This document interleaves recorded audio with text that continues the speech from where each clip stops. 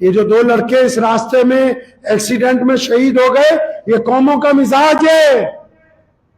आने वाली नस्लें याद रखेंगी कि खिदमत के मैदान में अगर किसी की जान भी चली गई तो वो भी क़यामत तक अल्लाह तबारक तआला के हुजूर सरखुरू हो गए। अल्लाह के हुजूर बोलो कि एक जो मस्जिद पानी में बह गई है वो, या एक और जब भी हम लोग मस्जिदें बनाते हैं तो आने वाले दौर में अभी इसी साल जो भी हम दो नई मस्जिदें बनाएंगे तो उनका नाम एक जकरिया भाई मेवाती के नाम और दूसरा भाई शमशाद भाई भगवानपुर के नाम उन मस्जिदों का नाम रखा जाएगा। उस बच्चे के वालिदैन से मिले, उसकी दो छोटी छोटी बेटियां हैं, एक 3 साल की है, शायद एक 4 साल की होगी, जकरिया भाई की।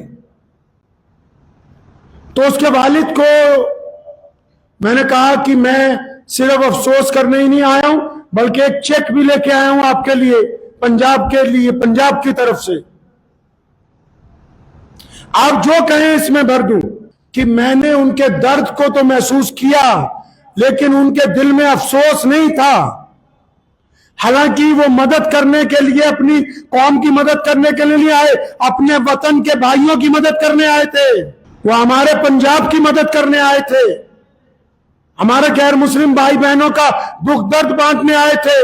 मैंने कहा आने वाले वक्त में शायद हम भी भूल जाएंगे कि सैलाब आया था, आप भी भूल जाओगे कि सैलाब आया था। इन दो बच्चियों को सारी जिंदगी याद रहेगा कि पंजाब में सैलाब आया था, हमारा बाप वहां गया था लेकिन वो वापस जिंदा नहीं लौटा है। तो मैं ये समझता था कि दुख और दर्द में तो लोगों को मदद की जरूरत होती है, तो मेवातियों ने इस नजरिए को भी बदल दिया कि खिदमत भी कर रहे हैं, जान भी निछावर कर रहे हैं।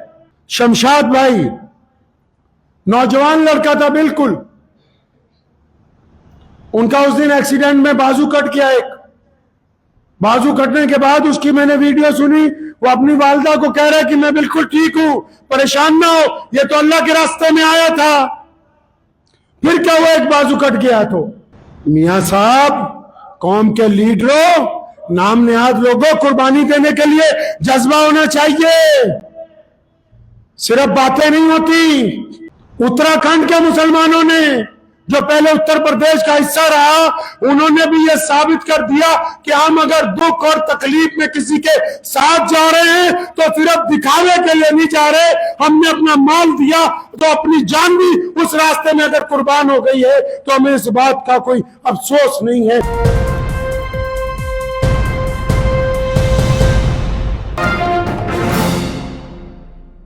मैं परसों अचानक राजस्थान गया, राजस्थान भरतपुर में एक जगह सीकरी, तो वहां से उस गांव के नौजवान पंजाब में खिदमत करने के लिए आए। तो यहां 1 हफ्ता रहे, खिदमत बहुत की। जब वापस जा रहे थे तो केपीएम हाईवे पे या रास्ते में किसी जगह उनका एक्सीडेंट हुआ, तो उसमें एक हमारा भाई, उसका नाम रियाज, जकरिया भाई, तो जकरिया का इंतकाल उसी वक्त एक्सीडेंट में हो गया। इसी तरह एक उत्तराखंड के भगवानपुर से एक नौजवानों की गाड़ियां आई, उन्होंने बड़ी खिदमत की यहां पंजाब में कई दिन। तो वापस जा रहे थे, उनकी गाड़ी का भी एक्सीडेंट हो गया।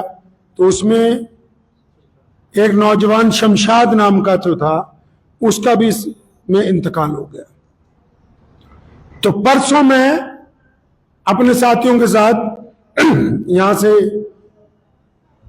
पानीपत होते हुए हम लोग भरतपुर गए, एक लंबा रास्ता है। तो वहां गांव सीकरी में उस बच्चे के वालिदैन से मिले, उसकी 2 छोटी छोटी बेटियां हैं, एक 3 साल की है, शायद एक 4 साल की होगी, जकरिया भाई की। तो उसके वालिद को मैंने कहा कि मैं सिर्फ अफसोस करने ही नहीं आया हूं बल्कि एक चेक भी लेके आया हूं आपके लिए, पंजाब के लिए, पंजाब की तरफ से। आप जो कहें इसमें भर दूं। तो मेरे ज़हन में था कि वो जो चाहेंगे अगर हम भर देंगे तो आके यहां उतना ही इकट्ठा करके अकाउंट में डाल देंगे। अब चाहे वो 10 लाख हो, चाहे 20 लाख हो, हमारा ये इरादा था कि वो खिदमत के लिए आए हैं। तो आप यकीन माने कि मैंने उनके दर्द को तो महसूस किया लेकिन उनके दिल में अफसोस नहीं था। हालांकि वो मदद करने के लिए, अपनी कौम की मदद करने के लिए नहीं आए, अपने वतन के भाइयों की मदद करने आए थे।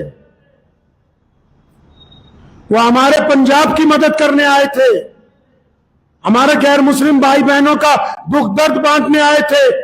तो मैं इनको कह रहा था, अपने दोस्तों को, कि ये जो 2 बेटियां हैं 3 और 4 साल की, मैंने कहा आने वाले वक्त में शायद हम भी भूल जाएंगे कि सैलाब आया था, आप भी भूल जाओगे कि सैलाब आया था। इन 2 बच्चियों को सारी जिंदगी याद रहेगा कि पंजाब में सैलाब आया था, हमारा बाप वहां गया था, लेकिन वो वापस जिंदा नहीं लौटा है।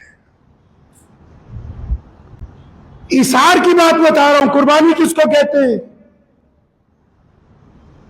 उनके वालिद को मैंने कहा कि मैं एक ब्लैंक चेक लेके आया हूं, आप जो कहें मैं भरूंगा। आप यकीन माने, उनकी आंखों में आंसू थे गम के। तो उन्होंने मुझे कहा, मौलाना अगर पंजाब के लिए कुछ और चाहिए तो वो आप उसकी बात करो कि हम और क्या मदद कर सकते। हमारा बच्चा अल्लाह उसके रसूल सल्लल्लाहु अलैहि वसल्लम के रास्ते में गया, मोहम्मद रसूलुल्लाह के हुक्म के मुताबिक अपने दोस्तों की, अपने भाइयों की मदद करने के लिए गया। खुदा की कसम, हमको इस शहादत का, इस इंतकाल का किसी भी तरह का दुनियावी बदला कोई भी नहीं चाहिए। तो मैं ये समझता था कि दुख और दर्द में तो लोगों को मदद की जरूरत होती है, तो मेवातियों ने इस नजरिए को भी बदल दिया, इसको भी बदल दिया कि खिदमत भी कर रहे हैं, जान भी निछावर कर रहे हैं। फिर वहीं से उसी वक्त इरादा हुआ, भगवानपुर से फोन आया, वहां से हालांकि भगवानपुर 400 मील था, सुबह से 500 मील चले। तो मैंने इनको कहा कि नहीं अभी चलते हैं। तो वहां से जब चले, रात 8 बजे हम पहुंचे उत्तराखंड। अब वहां के चेयरमैन साहब और विधायक साहब फुरकान भाई और दिलबहार भाई मेरे साथ हुए रास्ते में। तो उस बंदे के घर गए, उनका नाम है शमशाद भाई, नौजवान लड़का था बिल्कुल। उनका उस दिन एक्सीडेंट में बाजू कट गया एक। बाजू कटने के बाद उसकी मैंने वीडियो सुनी, वो अपनी वालिदा को कह रहा है कि मैं बिल्कुल ठीक हूं, परेशान ना हो, ये तो अल्लाह के रास्ते में आया था। फिर क्या हुआ, एक बाजू कट गया तो उसका शमशाद भाई का 4 दिन बाद एक्सीडेंट हो गया। तो मैंने इन साथियों को कहा कि हो सकता है मेवाती थोड़े मालदार हों, अब हम उत्तराखंड की तरफ जा रहे हैं, तो इन दोनों का जितना कुछ देना था वो उस एक जगह देते हैं, ताकि ये अभी उनकी माली तौर पर मदद हो जाए।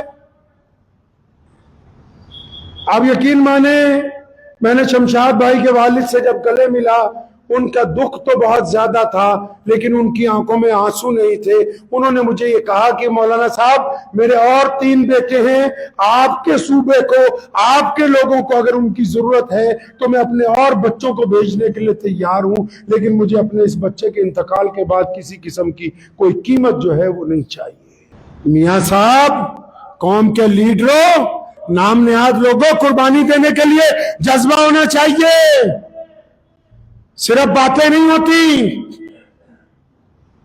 उत्तराखंड के मुसलमानों ने, जो पहले उत्तर प्रदेश का हिस्सा रहा, उन्होंने भी यह साबित कर दिया कि हम अगर दुख और तकलीफ में किसी के साथ जा रहे हैं तो सिर्फ दिखावे के लिए नहीं जा रहे। हमने अपना माल दिया तो अपनी जान भी उस रास्ते में अगर कुर्बान हो गई है तो हमें इस बात का कोई अफसोस नहीं है। हाँ, इस बात का दुख जरूर है कि हम में से एक साथी जो हमारे साथ गया वो आज हमारे साथ मौजूद नहीं है।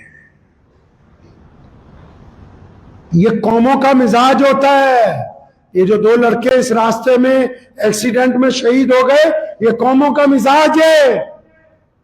आने वाली नस्लें याद रखेंगी कि खिदमत के मैदान में अगर किसी की जान भी चली गई तो वो भी क़यामत तक अल्लाह तबारक तआला के हुजूर सरखुरू हो गए। अल्लाह के हुजूर वो लोग,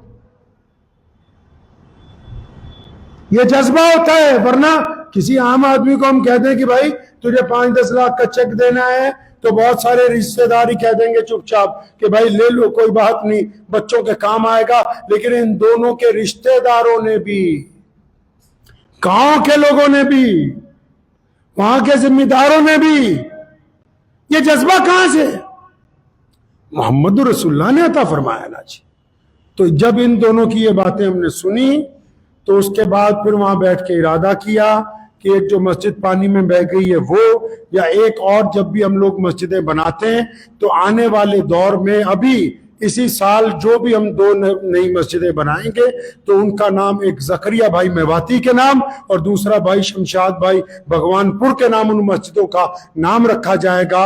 उनकी तारीख लिख के वहां पर हम लगाएंगे ताकि हमारी आने वाली नस्लों को याद हो कि जब हम खिदमत करते हैं तो सिर्फ तन से नहीं करते, अपने मन से करते, अपनी जान से करते, अपनी कुर्बानी के साथ भी खिदमत करते हैं।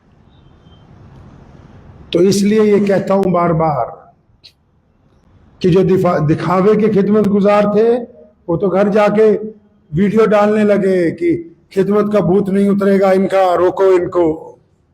और जिन्होंने खिदमत करनी है वो आज भी आ रहे हैं और उस वक्त तक हम खिदमत करते रहेंगे जब तक वो लोग जिनके घर टूट गए, जिनकी फसलें खराब हो गई, वो हमारे भाई हैं, वो हमारे वतन के दोस्त हैं।